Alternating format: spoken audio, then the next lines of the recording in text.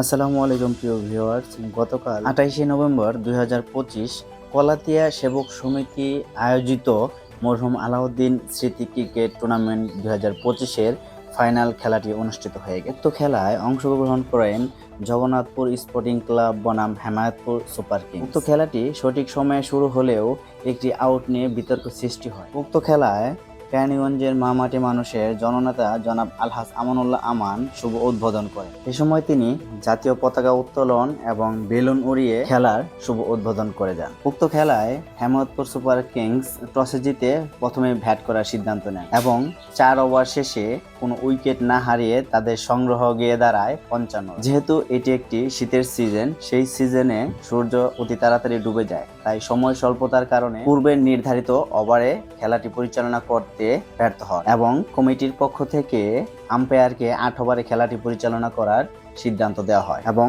8 over শেষে Hemayetpur super কিংসের সংগ্রহ গিয়ে দাঁড়ায় 96 রান। 97 রানের টার্গেট নিয়ে খেলতে নামেন Jagannathpur sporting club. High voltage এই ম্যাচটিতে শুরুতেও যদিও তারা ভালো রান করতে পারেনি জগন্নাথপুর স্পোর্টিং ক্লাব, অবশেষে হাড্ডাহাড্ডি হাই ভোল্টেজ ম্যাচে জগন্নাথপুর স্পোর্টিং ক্লাব জয় তুলে নেন 8 উইকেট হাতে রেখে। পুরো মাঠ জুড়ে থই থই করতেছিল দর্শক।